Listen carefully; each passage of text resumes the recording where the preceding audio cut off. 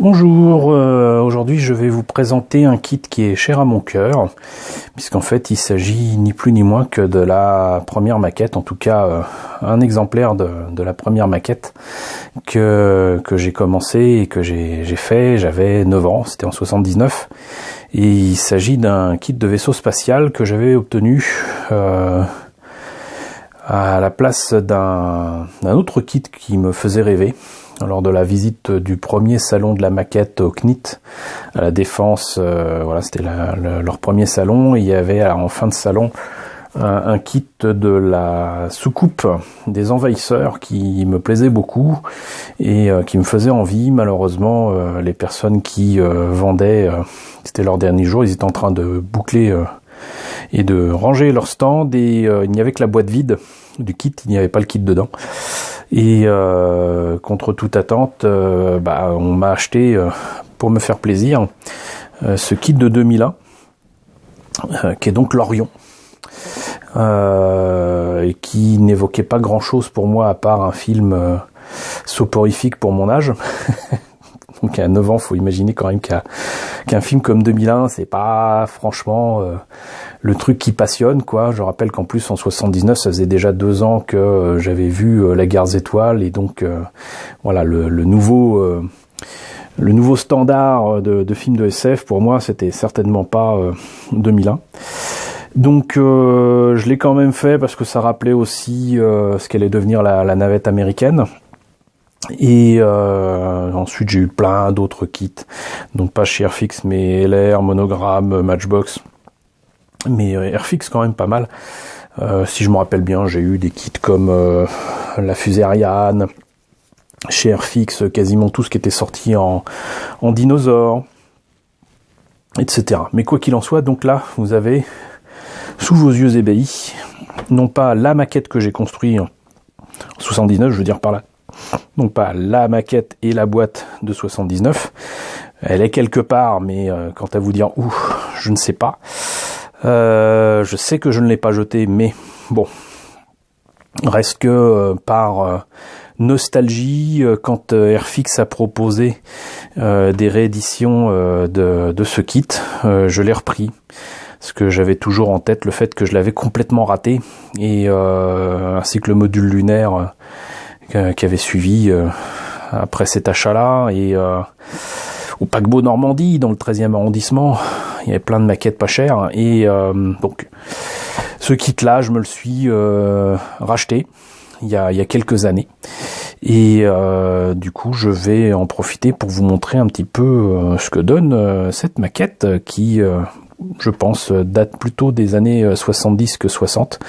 Parce que si je me rappelle bien, c'était peut-être un kit Aurora ou quoi, mais il y avait d'autres kits qui étaient sortis de 2001 qui n'étaient pas de Airfix. Donc le kit est au 144.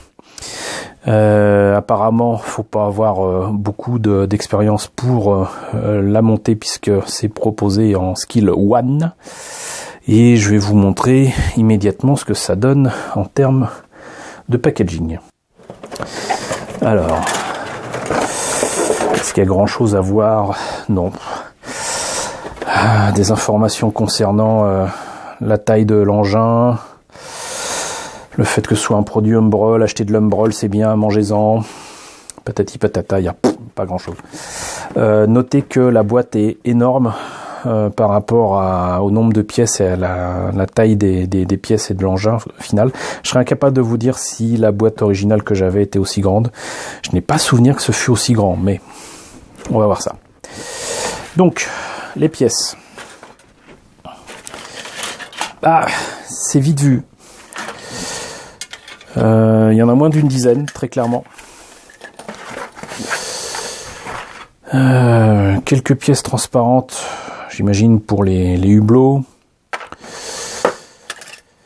La pièce qui m'a toujours fait chier, je suis désolé du terme que j'utilise, mais c'est une réalité que j'ai toujours eu du mal à coller sur ce kit qui a jamais tenu, qui est la partie inférieure de l'engin.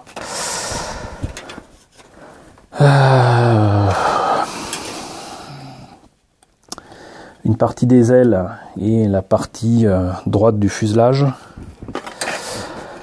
La partie gauche du fuselage avec l'autre partie des ailes. l'intérieur des moteurs, il n'y a aucun détail. Des petites antennes qui se trouvent, je crois, à l'arrière, assez étonnamment. Et voilà, on a fait le tour.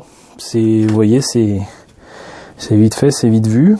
Donc on imagine que moi, en étant un enfant de 9 ans, pour moi c'était toujours un peu compliqué de monter un truc pareil, en tout cas de le coller correctement. J'avais pas nécessairement en plus le matériel que j'ai maintenant, donc c'est pas toujours évident non plus de faire acheter... Ah si, voilà, l'intérieur des moteurs. J'ai dit n'importe quoi, vous voyez. Et d'avoir de la colle qui va bien. J'ai souvenir que, notamment pour mes dinosaures, où j'avais pas la peinture qu'il fallait, on m'avait acheté, que je dise pas de bêtises, de la colle qui sentait le citron. Et je sais que maintenant, quand je retrouve ces maquettes-là et qu'une pièce casse parce que la colle n'a pas tenu, ça sent encore le citron. C'est complètement fou. Donc, cette maquette Airfix 144 de l'Orion. Beaucoup de textes écrits dans toutes les langues possibles qui expliquent l'origine de l'engin. On verra la planche de décalque plus tard.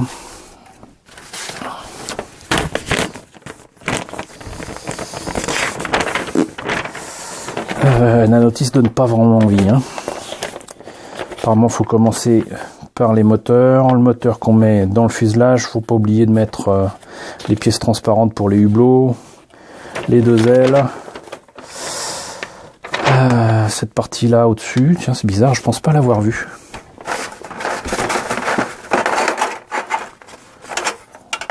Non, je ne l'ai pas vue. Elle aura disparu. Non, elle est là. C'était une espèce d'anneau qui m'a toujours aussi emmerdé, cassé tout le temps. Et donc là, vous comprenez pourquoi c'était toujours délicat pour moi d'amener cette pièce-là. Et il y a le socle. Alors bizarrement, je ne pense pas avoir vu le socle. Là, je suis interloqué, ou alors je l'ai retiré de la maquette pour faire autre chose avec, parce que je crois que de mémoire c'était transparent. Alors, histoire de montrer que Airfix c'est bel et bien du Humbrol, là il y a les soi-disant instructions pour faire les couleurs. Là vous voyez donc les références 14, 19, 22, 33, comme c'est pas en couleur, il y a intérêt à avoir les références couleurs des pots, ou d'acheter les pots Humbrol, sinon on est bien marri. Et apparemment il y avait moyen de faire deux versions, donc l'Orion 2001 et l'Orion Pan American. Alors ça c'est nouveau par contre, parce que moi dans mes souvenirs on ne pouvait faire que cette version là. Et je vais vous montrer pourquoi. Pouf, planche de décalco. Donc moi dans ma planche de décalco il y avait un truc dans ce genre là, mais c'était affreux. Si je me trompe pas, ça devait être à peu près de la couleur de ce qu'il y a sur la boîte, mais bon, donc il y avait que ces trucs là, c'était affreux. Et il n'y avait pas du tout ce qu'on voit dans le film, savoir Pan American et Panam, ici, ces logos là. Et donc c'est bien qu'il y ait cela. Alors peut-être que je me trompe, mais moi dans mes souvenirs, il avait fallu le peindre avec cette livrée là, qui est très colorée, qui est parfait pour les années 60-70. On n'avait pas envie de voir forcément des vaisseaux spatiaux tout blancs, quoique.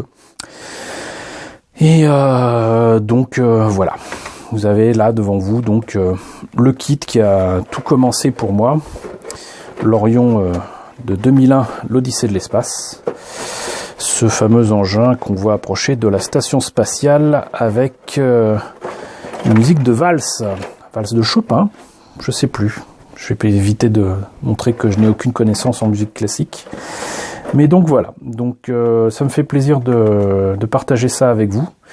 J'espère un jour vous montrer le résultat monté, mais comme j'ai l'intention de modifier la maquette de telle façon à en faire un modèle correct en rapport avec le film que maintenant j'adore, qui est vraiment un classique de la SF de Stanley Kubrick, je n'ai pas envie de le rater cette fois-ci, 40 ans plus tard, donc je vais le soigner, voilà. Bah écoutez, j'espère que cette présentation vous a plu. Si c'est le cas, n'hésitez pas à partager cette vidéo et je vous dis à très bientôt pour de nouvelles présentations de kits de SF.